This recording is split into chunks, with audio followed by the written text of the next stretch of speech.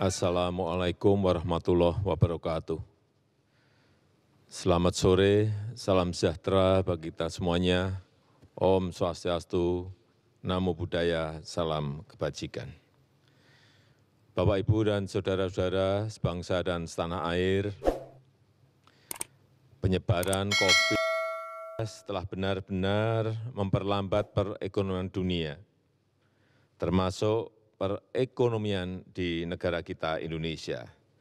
186 negara telah terpapar virus. Pemerintah terus bekerja keras untuk mengantisipasi hal ini, untuk mempertahankan daya beli masyarakat, untuk mengurangi risiko PHK, dan mempertahankan produktivitas ekonomi, produktivitas masyarakat di seluruh wilayah tanah air Indonesia. Pada kesempatan ini, saya hanya akan berfokus pada kebijakan bantuan-bantuan yang disediakan oleh pemerintah, langsung kepada masyarakat untuk mempertahankan daya beli masyarakat.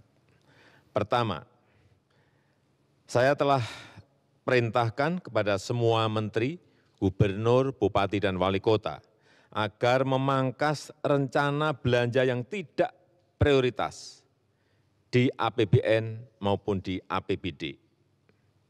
Anggaran perjalanan dinas, pertemuan-pertemuan yang tidak perlu, dan belanja-belanja lain yang tidak langsung dirasakan oleh masyarakat harus dipangkas. Kedua, kementerian dan lembaga di pusat, serta juga pemerintah daerah, provinsi, kabupaten, dan kota harus melakukan refocusing kegiatan dan melakukan realokasi anggaran untuk mempercepat penanganan baik yang terkait dengan isu-isu kesehatan maupun yang terkait dengan isu-isu ekonomi. Landasan hukumnya sudah jelas. Hari Jumat yang lalu, tanggal 20 Maret 2020, telah saya tanda tangani Inpres nomor 4 tahun 2020.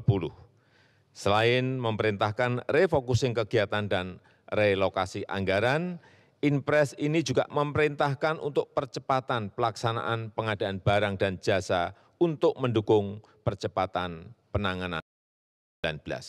Sekali lagi, bukan hanya untuk penanganan kesehatan masyarakat, tetapi juga untuk penanganan dampak ekonomi masyarakat. Yang ketiga, saya minta kepada kementerian dan lembaga dan juga pemerintah daerah, provinsi, kabupaten, dan kota, agar selain menangani isu kesehatan masyarakat, kita juga harus menjamin ketersediaan bahan pokok dan mempertahankan daya beli masyarakat, utamanya masyarakat lapisan bawah.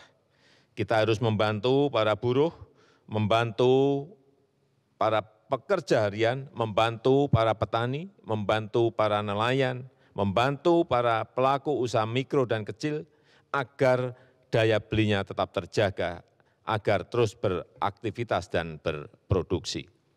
Keempat, saya telah perintahkan agar program padat karya tunai, sekali lagi program padat karya tunai harus diperbanyak, harus dilipat gandakan dengan tetap mengikuti protokol kesehatan untuk pencegahan dan penularan COVID-19, yaitu dalam bekerja harus menjaga jarak yang aman.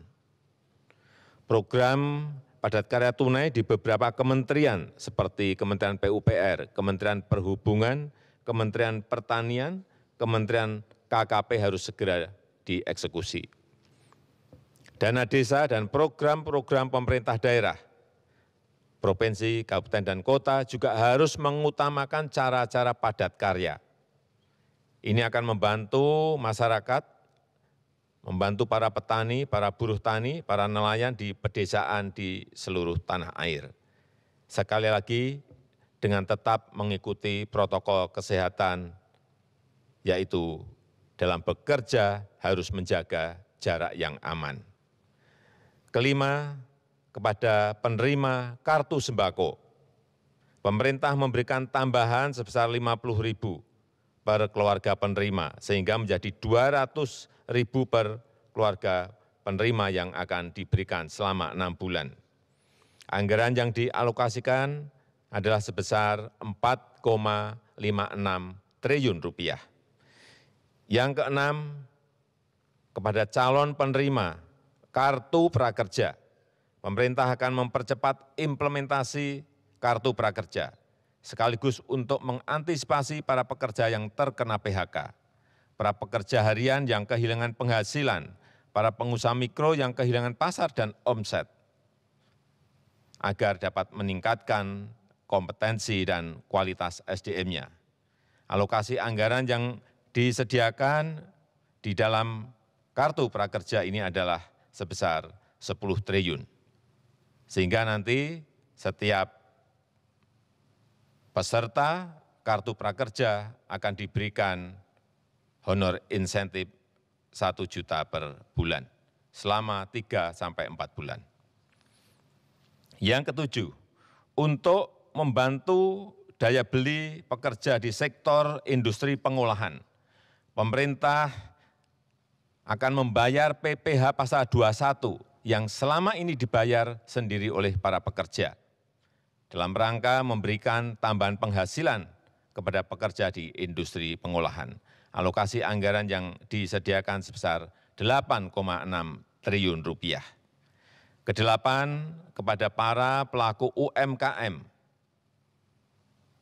OJK, Otoritas Jasa Keuangan, akan memberikan relaksasi kredit UMKM untuk nilai kredit di bawah 10 miliar untuk tujuan usaha, baik itu kredit yang diberikan oleh perbankan maupun oleh industri keuangan non-bank. Asalkan digunakan untuk usaha, akan diberikan penurunan bunga dan penundaan cicilan sampai 1 tahun. Oleh karena itu, kepada tukang ojek, kepada supir taksi yang sedang kredit kendaraan bermotor dan kredit mobil, nelayan yang sedang kredit perahu tidak perlu khawatir, pembayaran bunga dan angsuran diberikan kelonggaran 1 tahun. Dan pihak perbankan maupun industri keuangan non-bank dilarang mengejar-ngejar angsuran, apalagi menggunakan jasa penagihan atau debt collector. Itu dilarang, dan saya minta kepolisian mencatat hal ini. Kesembilan, kepada masyarakat berpenghasilan rendah yang sedang melakukan kredit kepemilikan rumah bersubsidi, pemerintah juga memberikan 2 stimulus, yaitu pemerintah memberikan subsidi selisih bunga selama 10 tahun. Jika bunga di atas 5%, maka selisih besaran bunganya akan dibayar pemerintah. Pemerintah juga memberikan subsidi bantuan uang muka bagi yang akan mengambil kredit rumah bersubsidi. Anggaran yang disiapkan 1,5 triliun rupiah. Saya mengajak seluruh jajaran pemerintah, baik di pusat maupun di daerah, sampai ke level kelurahan dan desa, untuk selalu tanggap terhadap situasi kesehatan dan kondisi ekonomi masyarakat. Kita harus kerja keras, kita harus bersatu dan bergotong royong menghadapi tantangan ini. Terakhir, saya juga mengapresiasi gerakan masyarakat yang telah turut mensosialisasikan, memasyarakatkan physical distancing atau jaga jarak aman, yang terus mengingatkan kita semuanya untuk berdisiplin.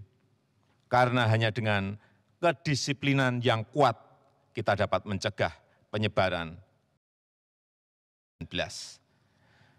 Percayalah, kita bangsa besar, kita bangsa petarung, bangsa berjuang. Insya Allah kita bisa, insya Allah kita mampu dalam menghadapi tantangan global yang berat sekarang ini. Terima kasih, saya tutup. Wassalamualaikum warahmatullahi wabarakatuh. Baik, Bapak.